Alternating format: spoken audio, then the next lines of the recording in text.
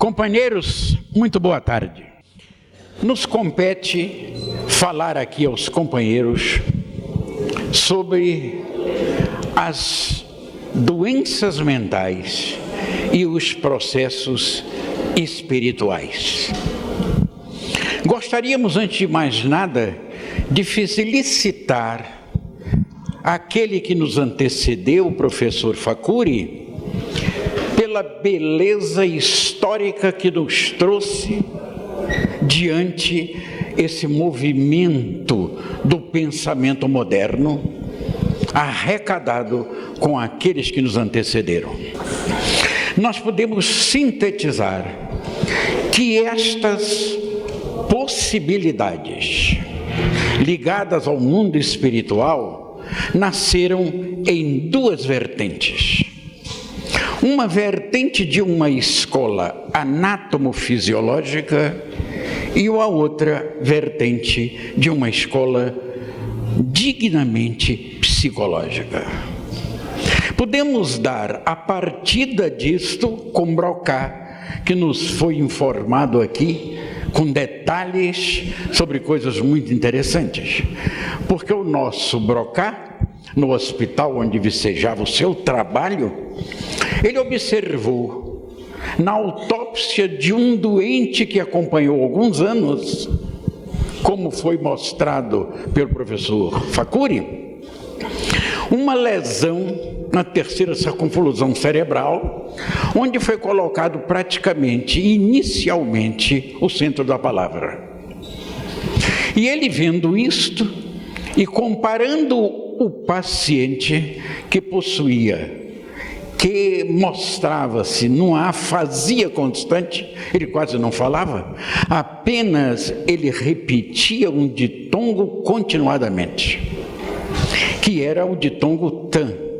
E quando ele queria falar, ele descarrilhava naqueles tans, e era tan, tan, tan, tan, e talvez daí o tan, tan começou a ser herdado por diversas escolas, e hoje pode dizer que o indivíduo está na parte em distonia, diz, não, fulano está tantã, devido ao seu tantã, lá do Hospital da Salpêtrière, com a descoberta do Broca. Daí em diante nós podemos dizer que esta corrente anátomo-fisiológica foi formidável pelo seu trabalho.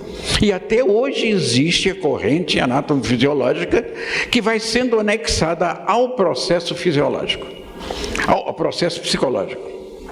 E esse processo psicológico realmente tem nascimento com as posições hipnóticas, magnéticas, com herança mesmérica e que depois passa por aquele indivíduo notável que começou a dar orientação aos passos chamados sonambúlicos, que passaram a ser hipnóticos, onde o codificador da doutrina espírita foi um grande trabalhador nessa área de magnetismo, de hipnotismo, que foi o nosso Allan Kardec, que ele estudou isso muitos anos, mesmo depois do evento pestalozziano, de onde ele veio, naquele trabalho notável do mestre Pestalozzi, com herança de Comênios e tantos outros filósofos.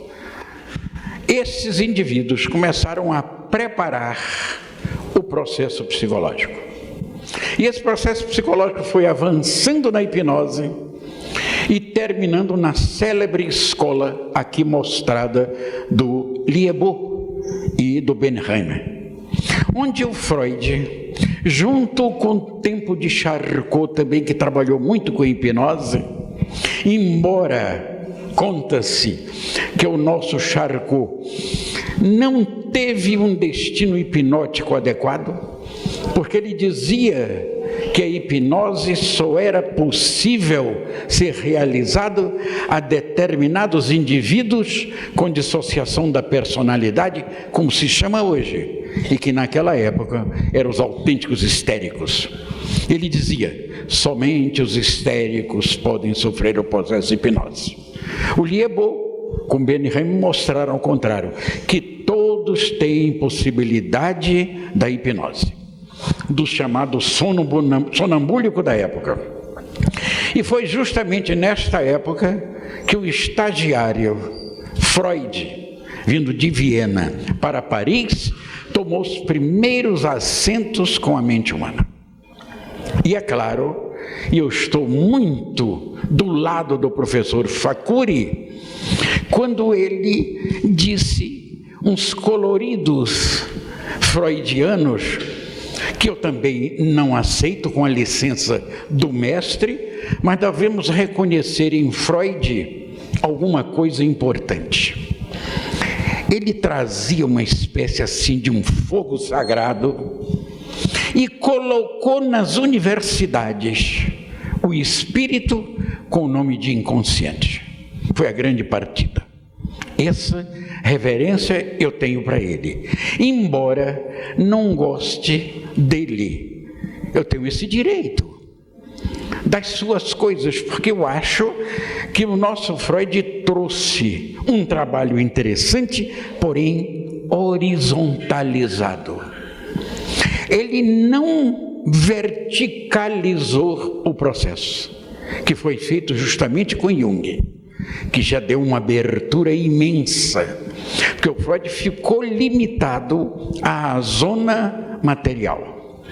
Tanto que vocês conhecem a história do Freud com Jung, as suas brigas, as distensões, etc. Tudo isso. Porque ele achava que tudo estava ligado ao processo material. E ele tinha uma irreverência com o ocultismo da época. Ele ocupava tudo, jogava tudo nas negritudes do ocultismo da época e colocava, digamos assim, no mesmo saco todo o processo religioso e espiritual. O Jung não, com a sua mediunidade, porque ele foi um dos grandes médiums, o Jung, nos trouxe condições interessantíssimas e verticalizou o processo. Embora eu tenha também uma briguinha com ele, embora ame o Jung profundamente, eu sou, como é que eu poderia dizer, siderado pela ideia junguista. Mas gostaria de dizer o seguinte: o Jung falou de tudo que era possível dentro de um processo de espiritualidade, mas não falou no processo renovação da espiritualidade. E o processo renovador está justamente nas posições reencarnatórias, que nós não podemos explicar um componente fabuloso da mente humana sem as experiências renovadoras da reencarnação. Como que o indivíduo pode ter esse grande processo de aptidão? Então ele não, o Jung, não falava na reencarnação, mas nota-se na psicologia junguiana uma dificuldade intelectual para definir aquilo que ele não queria dizer, que talvez ele sentisse que existisse. Eu compliquei? Eu acho que não, né? O Jung dizia coisas interessantes. Quando ele foi à Inglaterra fazer uma espécie de congresso, que naquela época ainda não chamava congresso, lhe deram uma posada, onde ele passou uns dias nessa posada. No segundo dia, que as posadas ainda inglesas, as melhores, são feitas naqueles castelos. E todo castelo inglês que se preza tem que ter um fantasma. E este fantasma se materializou do lado dele. Deu uma formação completa da face e querendo falar, mas não era possível, ainda não tinha os processos que a gente pode chamar ectoplásmicos suficientes. Mas diz o Jung, ele confessa no final do último livro, e ele diz: eu não tive medo do fantasma, de jeito nenhum, mas fiquei acordado a noite inteira de luz acesa, sentado numa cadeira. Porque não é brincadeira, um indivíduo sozinho, um fantasma aparecer, deve ser um negócio tremendo. Então essa escola psicológica foi avançando. E aí nós temos Jung, praticamente o pioneiro da psicologia atual. E a psicologia atual vai passando por uma série de vertentes. Nasceu realmente com as propostas freudianas que foram se ampliando, e depois, a pouco e pouco, essa psicologia chegou à psicologia do porvir, a psicologia atual, que é a psicologia transpessoal, passando pelas grandes bandeiras dos seus grandes decifradores, que foi a Sagioli, depois Maslow, e modernamente o indivíduo que é egresso do mundo comunista, materialista, tornou-se um dos grandes espiritualistas dos nossos dias, que é Stanislaw Grof, que hoje está em Berkeley, na Califórnia. Então, todo este processo nós vamos observar de formação psicológica que vai dando sedimento praticamente a uma psiquiatria mais avançada. Então vocês viram aí o William James, que ele mostrou, nascendo uma psicologia do comportamento. Digamos, a primeira força psicológica. Vem a segunda força psicológica, a psicanálise. Quando falamos de psicanálise aqui, estamos incluindo os métodos psicanalíticos também de Jung. Depois vem a terceira força, que é a psicologia humanista. Aquela psicologia que tira um pouco o intelecto e olha para a natureza humana. Portanto, uma psicologia mais avançada. E modernamente, essa psicologia transpessoal, que é a psicologia que transcende a persona, onde tem indivíduos notáveis e inclusive autores espirituais dignos de nota. Então, todo este processo deram essas duas vertentes que até hoje estão num trabalho constante e valoroso. Mas cada dia mais o processo psicológico transpessoal está avançando. E aí a psiquiatria formou a sua estrutura. E a estrutura ficou numa célebre tríade da psiquiatria: os neuróticos, os psicóticos e as personalidades psicopáticas. Ficou nisto, que hoje já está se modificando grandemente pela variabilidade imensa que a sintomatologia psiquiátrica vem apresentando. Então hoje, nas nosografias, na nosologia psiquiátrica, nós temos o termo de transtorno para poder explicar isso tudo, que é o transtorno afetivo, o transtorno dos fenômenos psicossomáticos, chamado transtorno somatomórfico, a forma no somático, no soma, quer dizer, a energética que chega a dar o sintoma. O transtorno de desenvolvimento psicológico, que são aquelas esferas dos menos dotados, dos mais dotados, dos anormais, dos doentes, dos supranormais, e inclusive nessas variantes, os autistas, etc. Transtorno de humor, transtorno afetivo, quer dizer, aquela psicose antiga, chamada esquizofrênica, chamada psicose maníaco-depressiva, ou psicose bipolar, está perdendo o nome para tudo isso ser substituído por transtorno. De maneira que hoje neuroses não existem, mas existem neuróticos. Eu acho que vocês estão compreendendo o que queremos dizer. E ainda são termos que vicejam dentro das organizações universitárias, já morrendo, é claro, se ocultando, mas ainda existe. Então o neurótico, para a nossa compreensão, seria o indivíduo grande sofredor por excelência, mas aqueles que lhe cercam sofreriam menos. Em outros termos, o neurótico é juridicamente capaz, embora carregando um processo difícil para a sua vivência afetiva. O psicótico já tem uma estrutura completamente fraturada do eu. Pode estar fora do tempo e do espaço. Isso é para nós compreendermos, de um modo geral, as coisas. E a personalidade psicopática é um indivíduo frio social.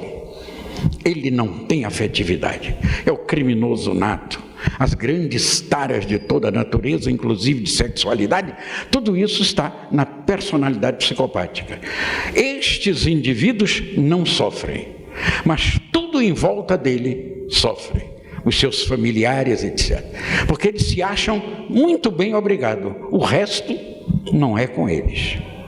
Conta-se até um caso, para não ficar muito técnico demais, e se tiver um psiquiatra aqui, nós vamos pedir desculpas, ou psicólogo, para nós definirmos esta tríade. O neurótico constrói um castelo na areia. O psicótico, junto com a personalidade psicopática, vai morar nele. E o psiquiatra cobra aluguel. Aí vocês têm a definição do processo. Então, nesta contingência, ainda não existe, dentro da nosologia, dentro dos quadros psiquiátricos, oficialmente, coisas que vêm exclusivamente do espírito. Mas já há um movimento muito forte nestes arraiais. Nós conhecemos vários psiquiatras pelo Brasil inteiro, onde determinadas patologias estão tão jogadas na área da espiritualidade que eles mesmos dizem: olha, a bioquímica com vocês não dá mais jeito, procure um centro espírita categorizado. Já é um começo. Eu acho que já é o começo, já é até um meio bastante avançado para esta compreensão. Então, nós não estamos propriamente propondo quem somos nós, mas chamando a atenção da necessidade de nós incluirmos dentro dos quadros psiquiátricos oficiais as doenças de características espirituais e que tem um nome que todo mundo conhece: obsessões espirituais. E elas existem, os psiquiatras sabem disto. E a maioria dessas doenças, desses desvios, estão imbricados com os processos psiquiátricos. E às vezes a gente não sabe perfeitamente se uma dessas patologias começou com a inserção espiritual ou se começou a inserção espiritual por encontrar um terreno defeituoso da parte material. E é muito difícil. A experiência do dia a dia vai nos colocando nisso. E os efeitos dos trabalhos de psicoterapia, dos vários modelos, inclusive a psicoterapia espírita, nós queremos acentuar isso, porque elas realmente existem, a psicoterapia é valiosa, agora precisa estar em mãos adequadas, em mãos que saibam amparar o processo da vida. De maneira que a gente precisa ter muito cuidado nesta área, que é uma área ainda vacilante, mas os processos nos convidam a compreender e situar mesmo a existência das obsessões espirituais. Para nós compreendermos isso, vamos passar uma coisinha aí. O que é que está aí? Nós estamos fazendo um esquema como nós entendemos da vida humana. Esse esquema, eu boto assim nós, não fui eu quem fiz, fomos nós que fizemos. Não foi uma estrutura filosófica apanhada no tempo. Foi uma estrutura caldeada em mais de 50 anos de trabalho com mentes sãs e doentes. E, naturalmente, com muita inserção daqueles que nos antecederam, do Jung, do Lipovzond e de tantos outros grandes psicólogos da época, Maslow, Assagioli e tantos outros. O que é que está representando isto? Está representando o nosso psiquismo com a sua possibilidade de estrutura. Nós conhecemos muito mal ainda essa estrutura externa que é o corpo físico. Nós ainda não conhecemos tudo. Conhecemos pouca coisa ainda. Imaginemos o que está aqui para dentro. E aí vocês perguntam, mas como é que você ousou colocar isto nessa posição? Uma hipótese de trabalho devido aos fatos que se passam aqui na periferia. E a explosão, digamos assim, desses fatos que se manifestam nesta área, dos nossos 60 trilhões de células e dos 18 bilhões de neurônios que nós carregamos no nosso psiquismo, nos fala em favor da existência desses departamentos. E à medida que nós viermos do centro, ou que viemos do centro para a periferia, nós vamos observar que vai havendo um processo de densificação de energias. O que quer dizer que nós possuímos em nossa organização o universo com as suas respectivas dimensões.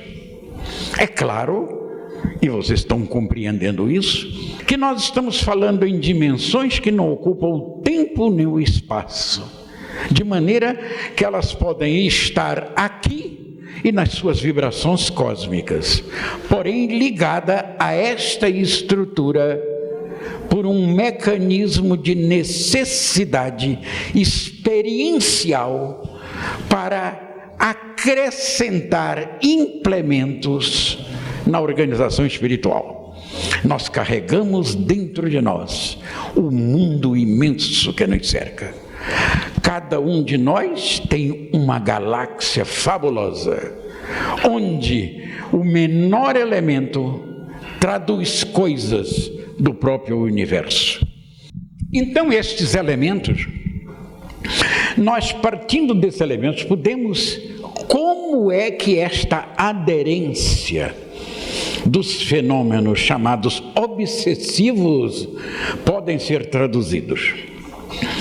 Se uma organização psicológica espiritual vai inserir as suas irradiações num encarnado, naquele que carrega um corpo físico, é claro que ela, não tendo o corpo físico, ela tem o seu corpo específico, que é o corpo espiritual. Em outros termos, é o corpo perispiritual, um intermediário entre o espírito, com toda a sua organização, e a parte externa.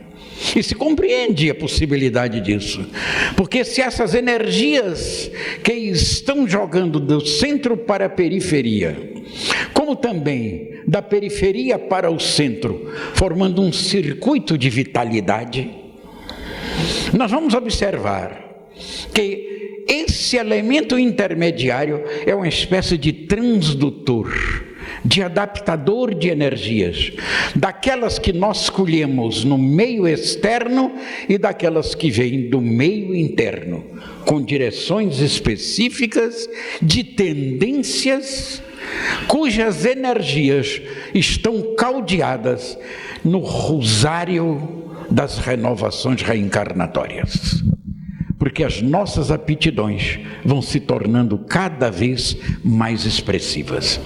Então esta zona perispiritual seria a zona ideal, por onde o elemento espiritual externo, no caso, eu não gosto muito desse nome obsessor, que parece que a gente já bota o indivíduo muito lá embaixo, né? Obsessor, parece que ele não presta. Não, às vezes ele até presta, de uma certa maneira indireta. Vamos chamar o indivíduo com a mente em desalinho. Fica muito bonito até, né? Mas para nossa compreensão, fica o obsessor. Como nós não estamos direcionando a ninguém, então, obsessor, para nosso interesse de entendimento.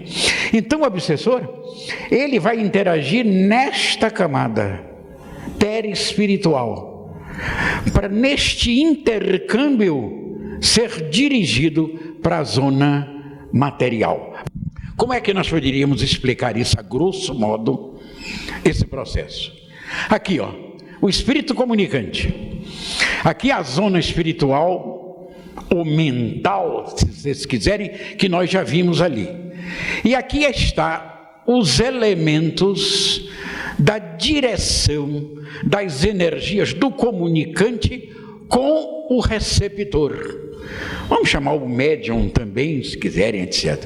Essas energias se combinam e ajuntadas, metabolizadas, integralizadas, podem chegar à periferia, aonde? Nas zonas onde o código genético vai se mostrar, que é dos nossos cromossomos, do ADN, onde haver uma elaboração muito grande para que a fenomenologia absorvida possa mostrar-se no quadro que nós estamos tentando inserir, apresentar, mostrar da necessidade de fazer parte da nossa psiquiatria. Pode desligar. Então, com isto, nós podemos dizer, tem realmente uma doença psicológica, uma doença espiritual? Claro que tem. Porque o indivíduo introjetou suas ideias.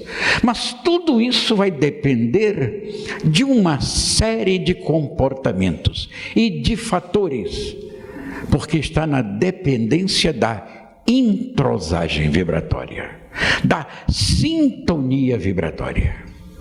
Os bondosos estão com os bondosos, os peraltas com os peraltas, os indivíduos desacisados com aqueles do mundo espiritual que vibram nessa faixa. E sem contar as vinditas pretéritas e tanta outra coisa a mais. É de interesse dos companheiros que desejam essas coisas.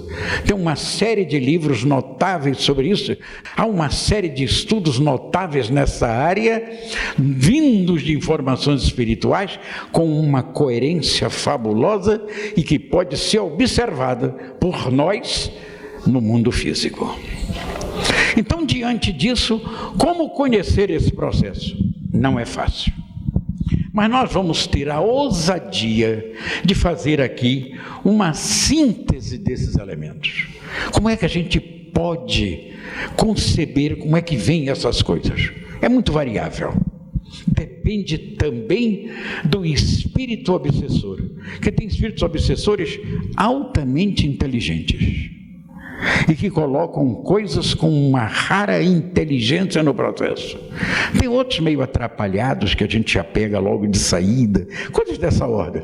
Os médiuns que trabalham nesta área conhecem bem este campo. É um campo ampliado de sintomas e de dificuldades de toda ordem. Mas como é que nós poderíamos fazer uma síntese disto?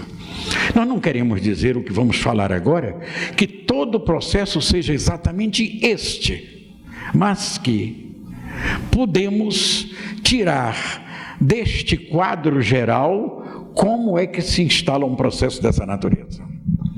Na nossa experiência, nós chegamos a uma conclusão: os processos obsessivos, do modo geral, têm um pano de fundo. É um pano de fundo típico, que é o complexo de culpa. Há um complexo de culpa que não vem daquele complexo psiquiátrico comum. A pessoa começa a se sentir um pouco culpada, sem saber de quê, nem por quê. E este complexo de culpa vai dando um desenrolar sintomático lento. É um complexo de culpa intermitente. Ele não é fixo. Ele vai, ele volta, o indivíduo vai ao centro, toma um passezinho, melhora, volta, etc. Não acrescenta o seu conhecimento, nem o trabalho que ele deve fazer dentro de uma psicoterapia espírita, então as coisas todas voltam outra vez. Então tudo isto nós precisamos computar. E aí aparecem os primeiros sintomas da desvitalização do indivíduo. O indivíduo começa a se desvitalizar. E eu passo para os disritímicos, quer dizer, dos processos depressivos em início, começam a se instalar.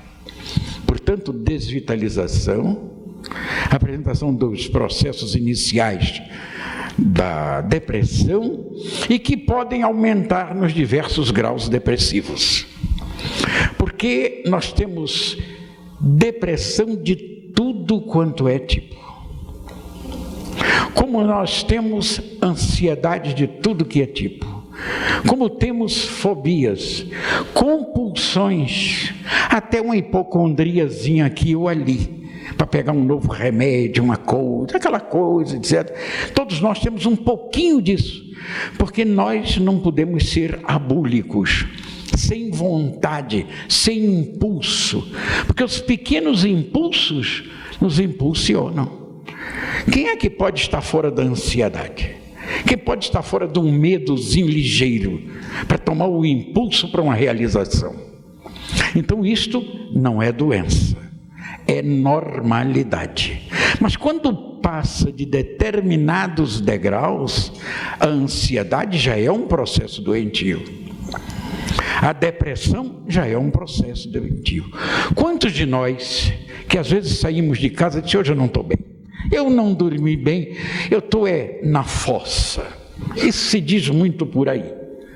O indivíduo que está na fossa e que compreende esses processos, já está lendo assim um pouco da doutrina espírita, já está vendo uns negócios, ele não cai no buraco da fossa não, ele dá um salto.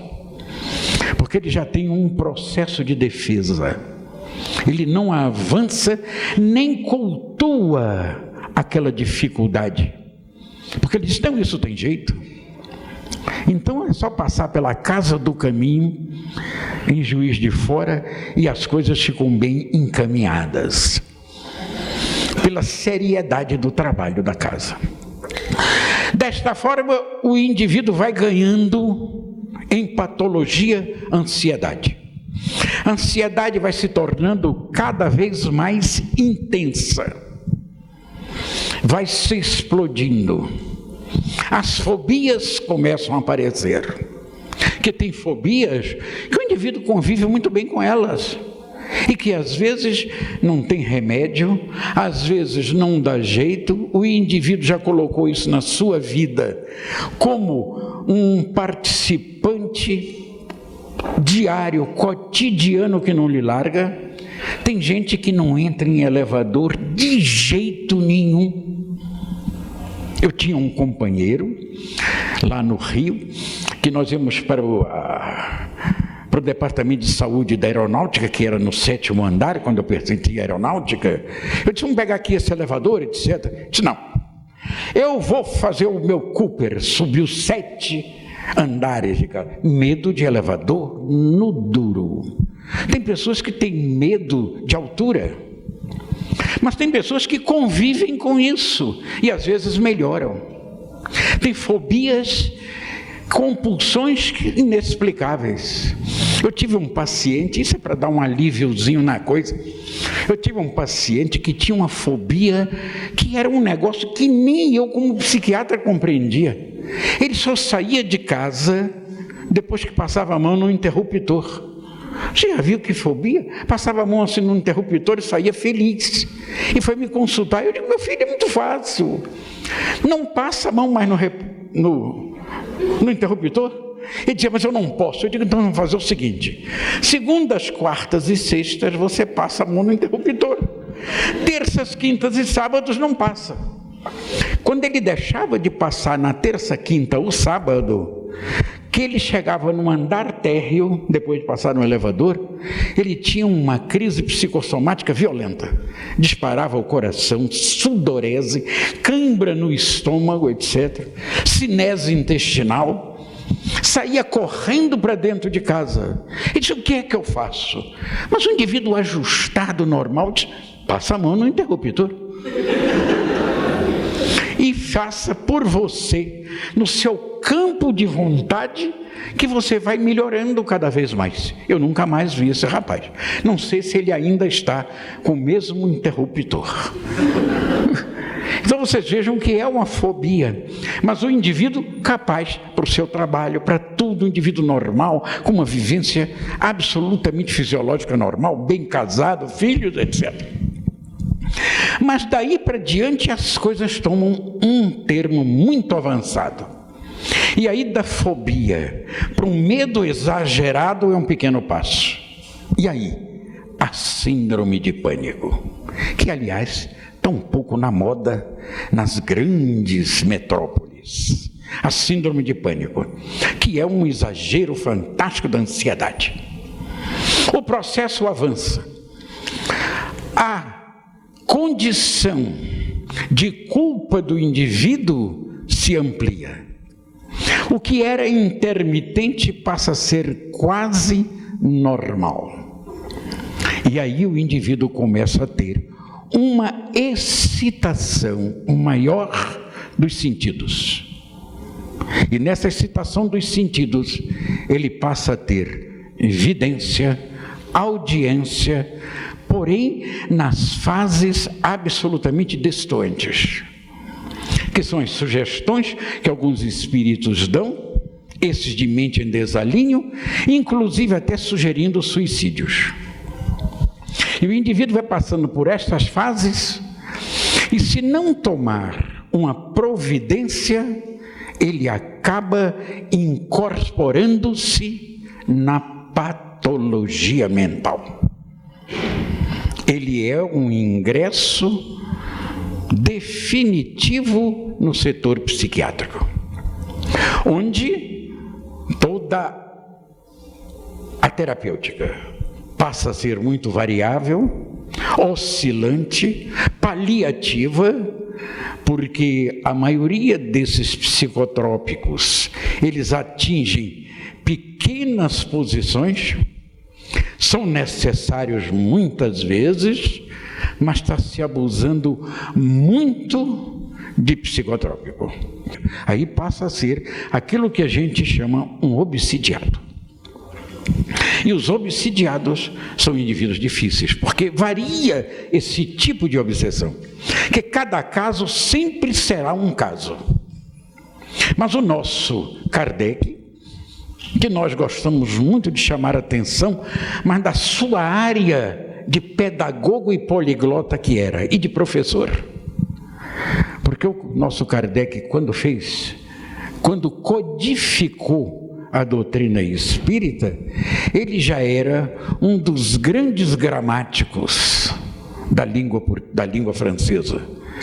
Ele já trazia um processo específico de educação, que era aquele ideal socrático, aquela mauêutica socrática, aquele negócio de arrancar do aluno o que ele tem lá dentro, e não de meter na cabeça do aluno uma série de coisas, onde pela metade se esgota e sai. Mas quando a gente dá o exemplo e mostra o que ele tem, aquilo permanece. Que foi a educação kardeciana, ele foi um grande educador, e que poucas pessoas acham que ele foi um religioso sem valores. Vocês vejam que coisa. E um dos seus maiores filhos, o grande pedagogo de todos os tempos, que trouxe da escola pestalozziana todo aquele processo do ideal socrático. Então, com isto, este tipo de obsessão foi muito bem classificado por Kardec. Porque nós temos uma obsessão que ele chamava de simples, que é aquela que nós temos muitas sugestões durante o dia e passamos por ela, resolvemos os problemas, etc. Vamos para o nosso centro espírita, tomamos um passe revigorador, aquele culto cristão no lar que se faz. Eu acho que os companheiros devem saber o que é, se não souberem, a Casa do Caminho está aí para encaminhar todo esse... Não estou fazendo prosélito, não é nada disso. Não estou fazendo proselitismo, eu estou contando a nossa experiência. O que é que nós achamos disso tudo? Então o nosso Kardec fez isso. Colocou também uma classificação muito boa de determinadas obsessões que ele chamava o processo de fascinação. E que nós sabemos o que é esse processo de fascinação.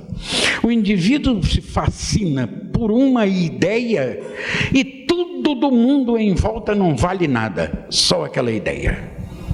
E vocês sabem, tem indivíduos aí fundando religiões, fundando isso, fundando aquilo, salvando todo mundo. É um Deus nos acuda. E mesmo dentro das religiões, dentro das agremiações espiritualistas que merecem fé, tem alguns indivíduos que saem dela, que não tiveram arcabouço de sustentação, e diz, não, aquilo não é tanto, está tudo do passado, o meu negócio é novo. E fascinado pelo mundo espiritual, eles entram neste processo obsessivo. E tem um processo final, que é um processo de possessão, que o indivíduo fica praticamente possuído pela ideia que se introjetou até nos alicerces do espírito. Então o indivíduo começa a ter um comportamento daquele que lhe tomou a organização. E aí o nosso Kardec fez essa tríade para nós compreendermos isso.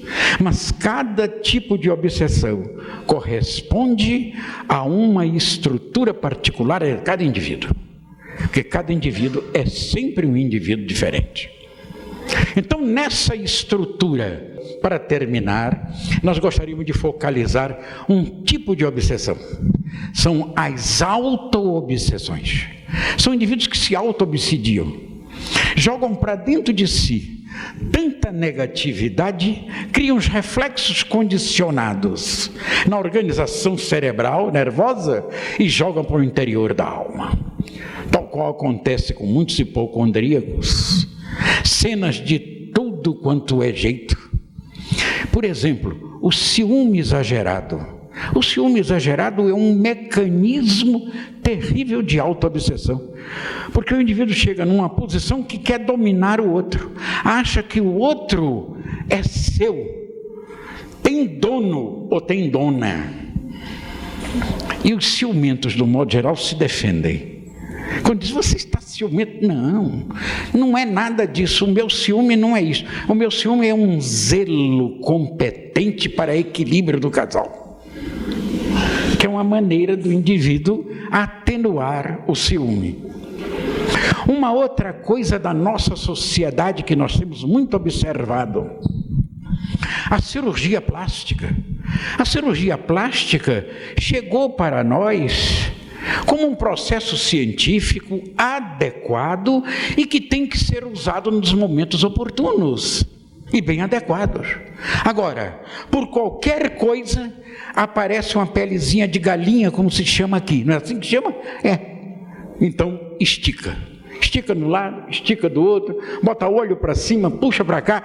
No final, o sorriso nem dá direito. Vocês já viram, tem umas pessoas, principalmente alguns artistas, que fizeram uma plástica bonitinha. Mas tem outras que é um negócio, não pode nem sorrir. Fica tudo preso. E às vezes os olhos ficam muito acesos. Tem um termo que eu acho que aqui se usa muito, que eu também uso no norte, que é o olho esbugalhado. Não é? O olho parece projetado e a pessoa anda, e às vezes essas pessoas botam tanto panqueque que fica um negócio branco e anda no meio da rua, parece uma alma do outro mundo. Vocês já viram isso? Não é mesmo? Que auto-obsessão danada, etc. Uma outra coisa de auto-obsessão que nós queremos chamar a atenção são as academias de ginástica. Claro que 1 hora de academia é uma coisa bela. 1 hora de hidroginástica, eu estou fazendo hidroginástica, sabe por quê? 2 vezes por semana, porque não tem tempo. É porque eu estou despencando, que é para poder botar as coisas no lugar, essa coisa toda. Hidroginástica é uma necessidade. Uma ginástica calistênica, uma ginástica tipo yoga. Tudo isso, um trabalho, por exemplo, de meditação. Mas tudo isso tem sua hora. Mas ficar o dia inteiro na academia é uma auto-obsessão. Eles, de frente do espelho, a olhar os músculos, não é? Rambo 1, Rambo 2, Rambo 3, a subir. E elas, de lado naturalmente, né? Empina, desempina, tira, aumenta, bota e etc. Não é possível. Não dá. E aí ainda faz uma lipoaspiração que é para poder completar o negócio. Tudo isso é uma auto-obsessão. Vamos ser coerentes, vamos compreender tudo isso, vamos entrar numa estrutura de espiritualidade, Não queremos dizer que todo mundo tenha que ser espírita para ser melhor, não é nada disso. O melhor já vem dentro dele. Ele se faz, é sua organização. Agora, a doutrina espírita alisa, modela, acrescenta, explica, mais do que tudo, as razões disso. Por quê? Porque é uma doutrina que não tem ritual, não tem liturgia e que tem uma fé raciocinada. É uma doutrina em que tem as condições filosóficas, como toda doutrina, as suas posições filosóficas. Todo o porquê da filosofia desemboca na área científica, que é a parte científica da doutrina espírita. Mas todo este processo só pode ser compreendido com uma ética de qualidade. Então, toda a estrutura filosófica e científica, dentro de uma ética qualificada, desliza num estado de religiosidade. Esta é a religião espírita. Estão convidados para este embate da vida e buscando sempre nas nossas posições o conhecimento científico, a fé raciocinada, o equilíbrio, o comportamento, a paz, o estudo, a ordem, a experiência e, mais do que tudo isso, a mão amiga para os nossos irmãos de jornada. E se nós não tivermos a quem dar a mão, fiquemos com aquele dito da Dona Isabel: a mão de Deus vai me levando. Muita paz.